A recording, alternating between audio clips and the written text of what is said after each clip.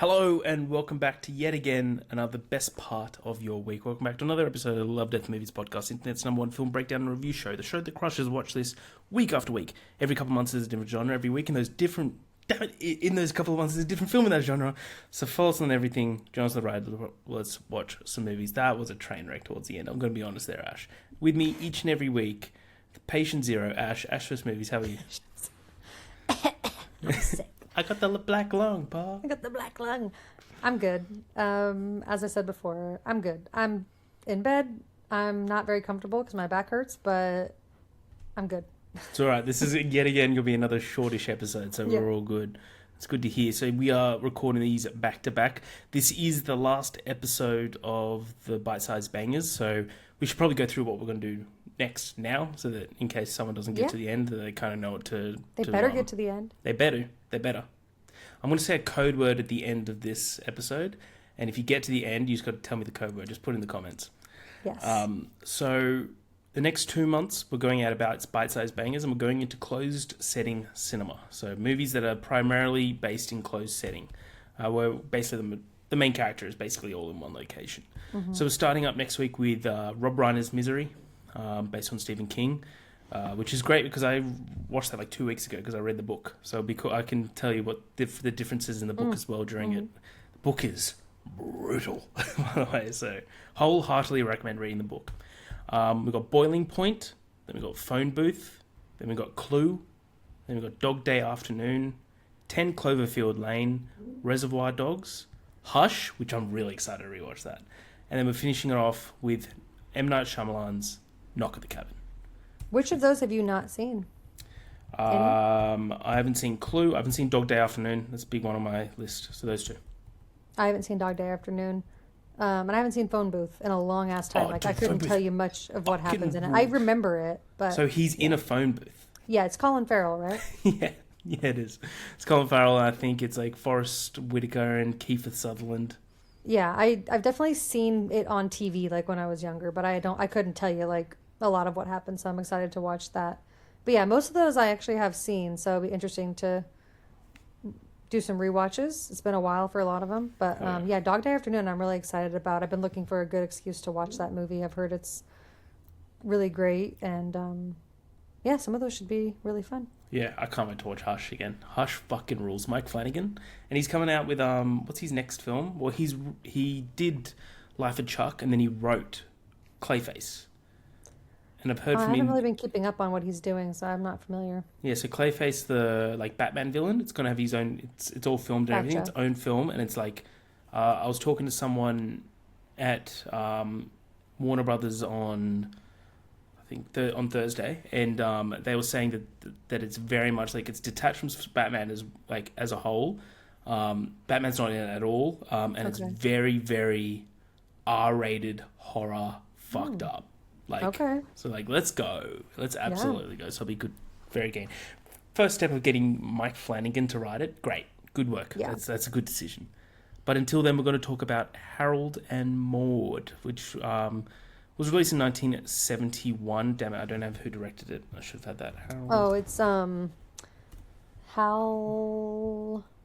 Hal Ashby. Yes. Hal Ashby. Directed by Hal Ashby, budget of $1.2 million, box office of $14 million.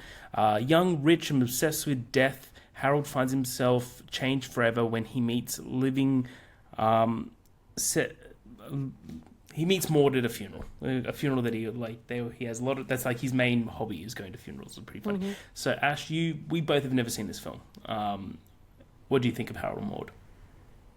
I loved it, to be honest. I knew you would. I knew you would. This is such an Ash film.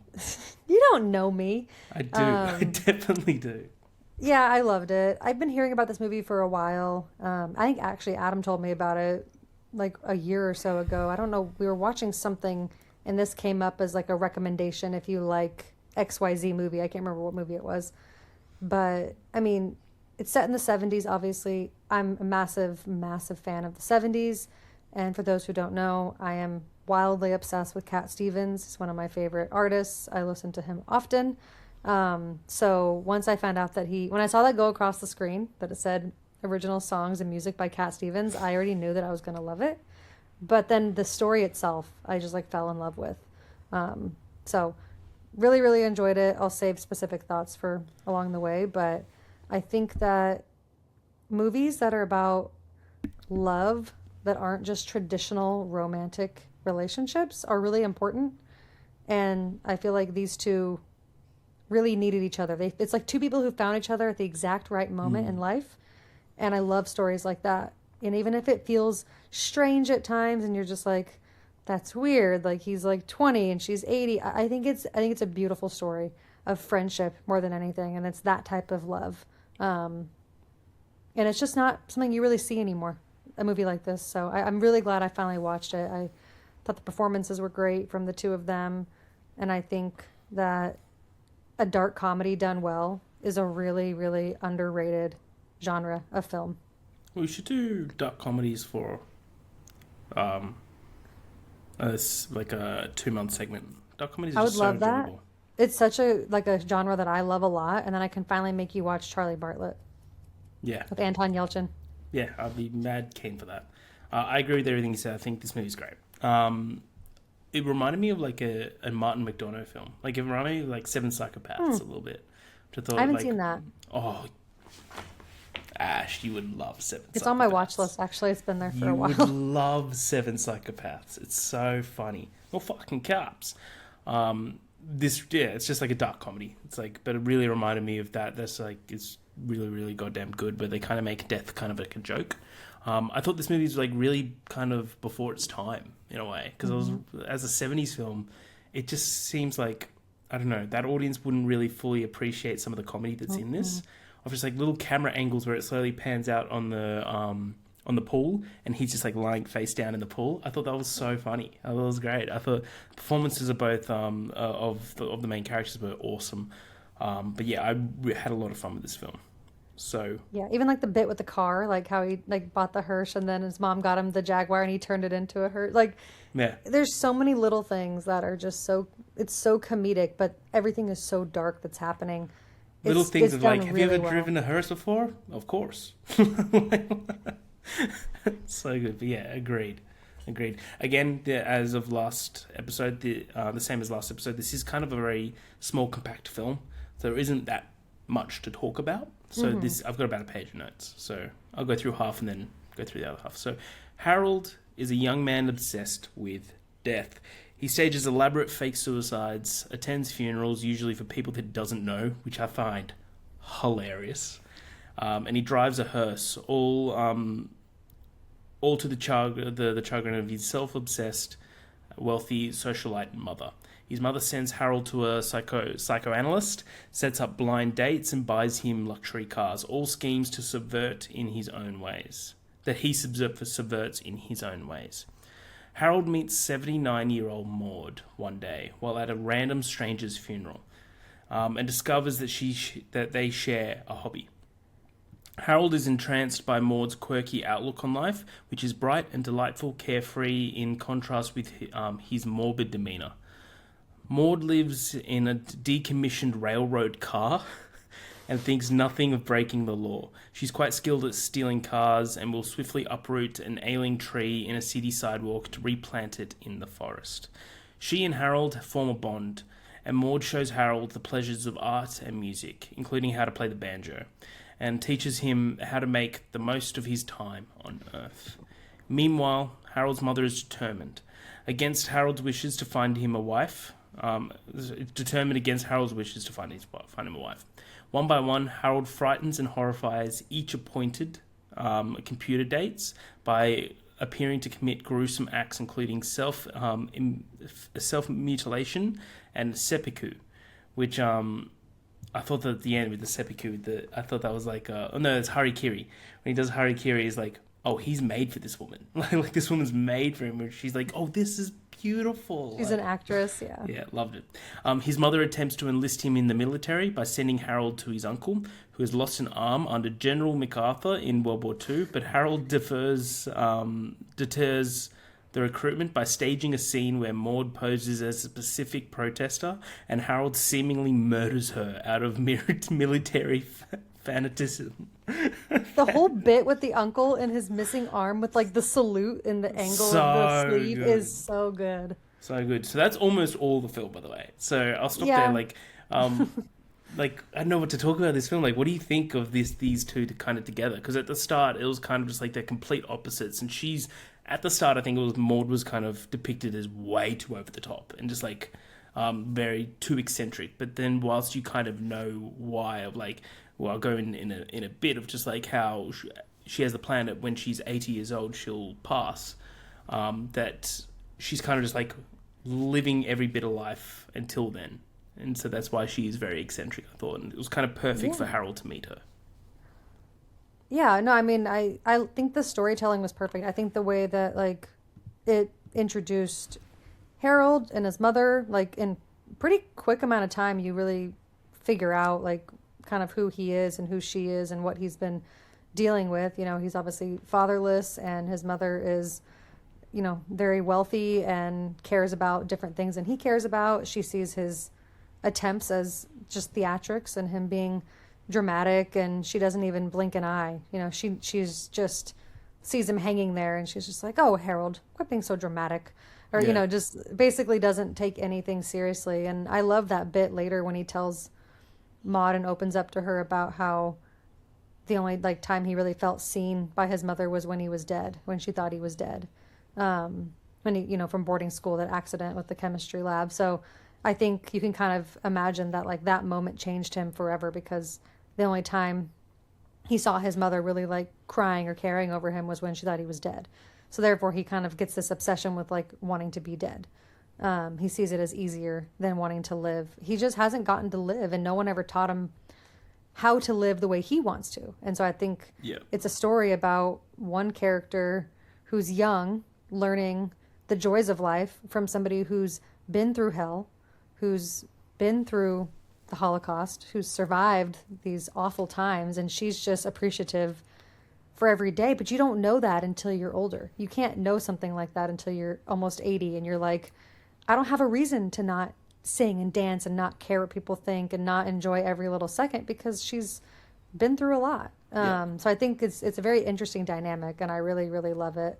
And I love all the songs along the way, Oh, the obviously. soundtrack's unreal.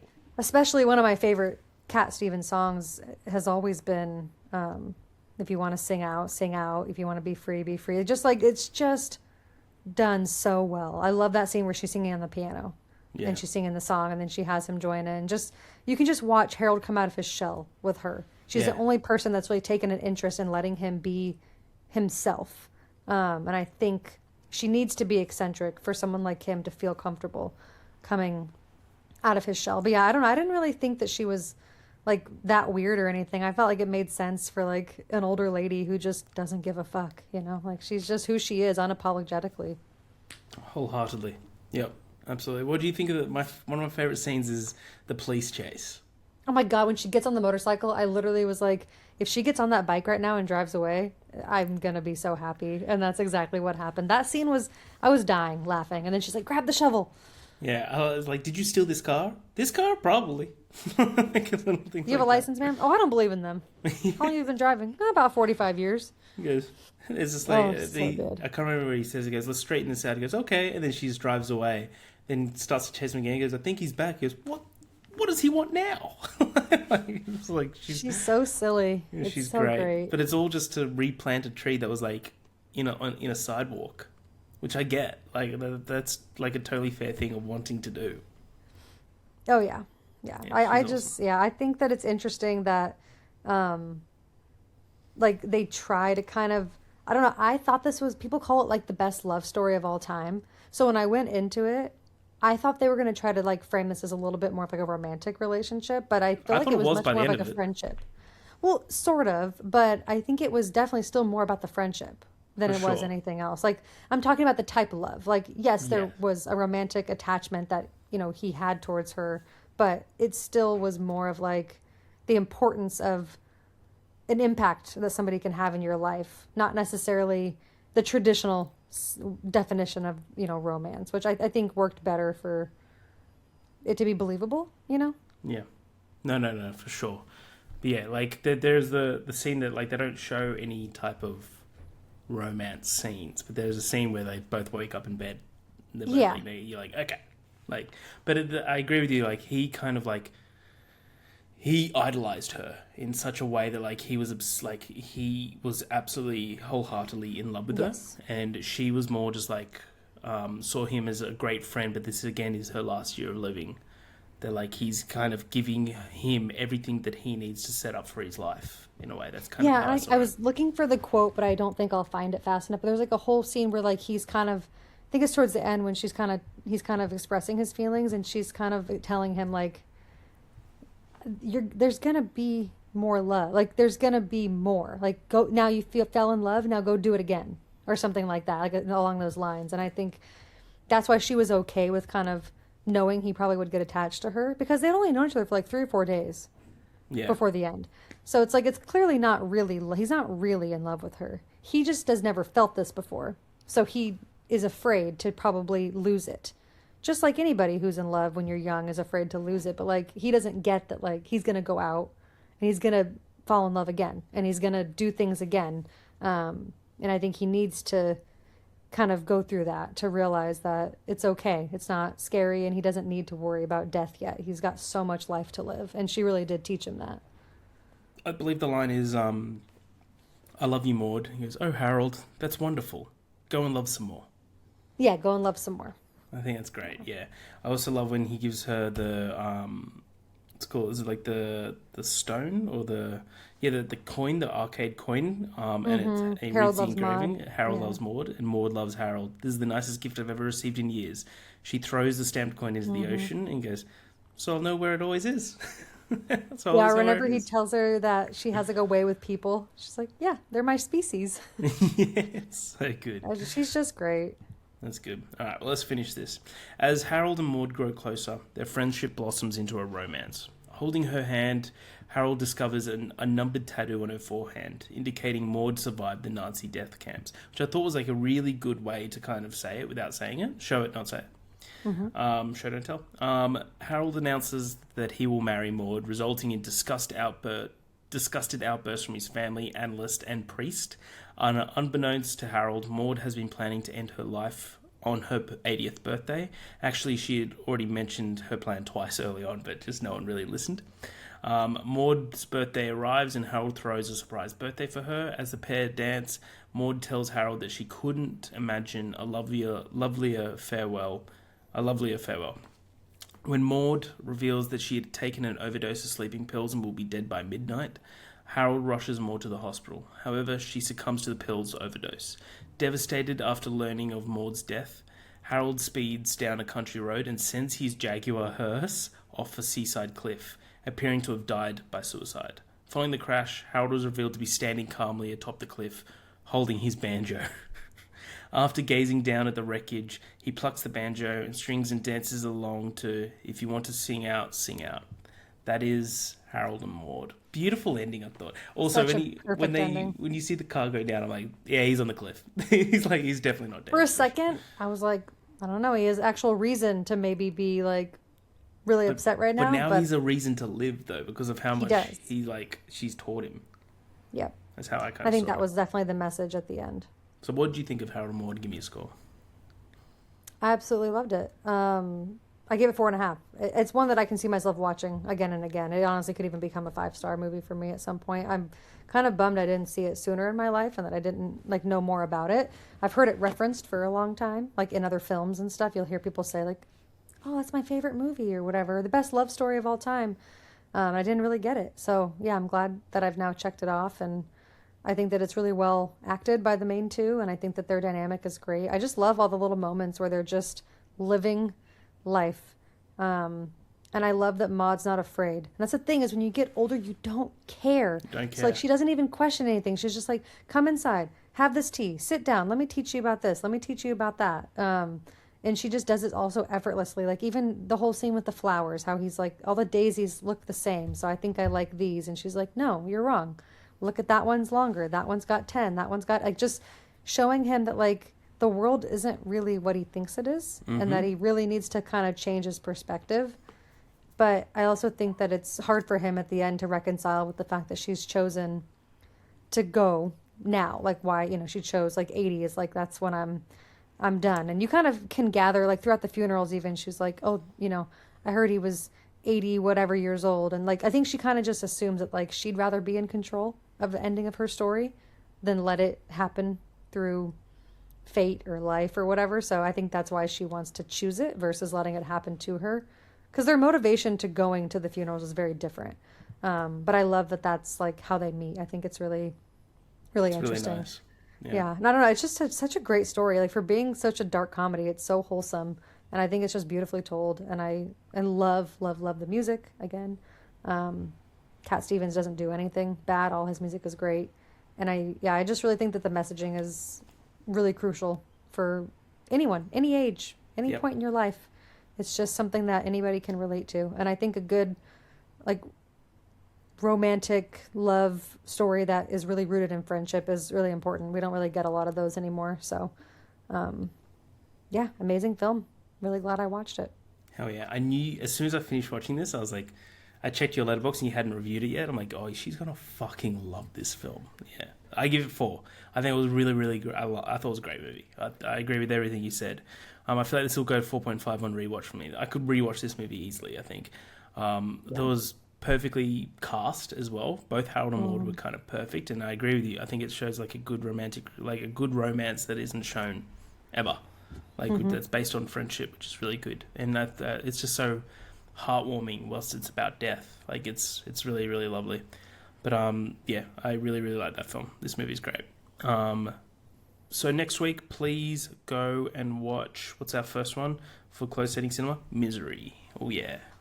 Have you seen Misery? Mm-hmm. Okay, good. Have you read Misery? No. Okay, good.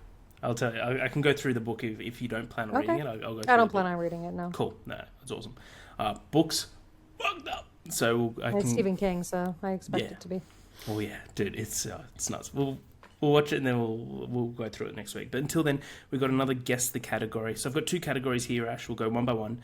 In each category, I've got 10 films that equate to a specific category.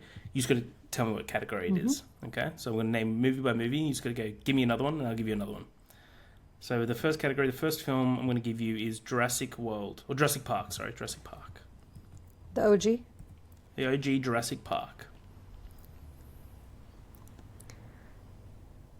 Movies where Laura Dern is a badass. I don't know. Oh, that's a good one, though. I like it. No, unfortunately not. Jurassic Park and Willy Wonka and the Chocolate Factory for 2 films. Willy Wonka and the Chocolate Factory. Which is the supreme Willy Wonka, who is the supreme telling of that story. Yeah. I'm trying to think what those things have in common. Oh, boy. Get another one then. I don't know. Jurassic Park, Willy Wonka and the Chocolate Factory, and The Da Vinci Code. Okay. Interesting. Mm-hmm. Mm-hmm. You need another Movies one. based on books? Correct. Yes, movies that are based on books. I made this too easy, haven't I? I'm going to get a bit more harder next time. So, Jurassic Park, Willy Wonka and the Chocolate Factory, The Da Vinci Code, The Hunger Games, which you probably would have got it by then. Shawshank Redemption, The Notebook, Twilight, Percy Jackson, The Lightning Thief, The Lord of the Rings, in brackets, any of them, and Harry Potter, in brackets, any of them. Well done. All right, second category. I want to see how fast you can get this one. First movie of second category is Zach Cregger's Weapons. Anthology movies? Good pick, no. Weapons, second film, School of Rock. Oh. Yeah. What connects Weapons and School of Rock? Okay, it's a good one too.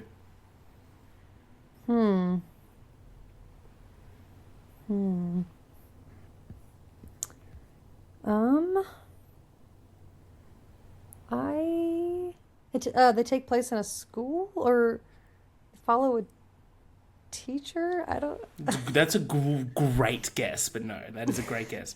Weapons, School of Rock, City of God.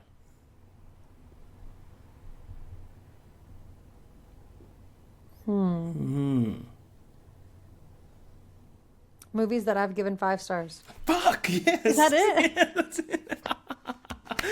When you're like, Yes. oh, I was like, I fucking got her here. Yeah, so I had See, weapons. the school thing overlap. That was where my mind went first. Yeah, But very, very well done. I had Weapons, School of Rock, City of God, First Reformed, Get Out, Past Lives, Arrival, Parasite, Knives Out, and then finishing it off with The Nice Guys. that is such balance right there. Let me just say, Yeah, well done. You're getting these really early, so I'll make it really hard next time. perfect. But that is the episode Loved at the Movies. So next week, please again watch Misery. But until then, I'm Harry, that's Ash. Loved at the Movies. We'll see you at the movies.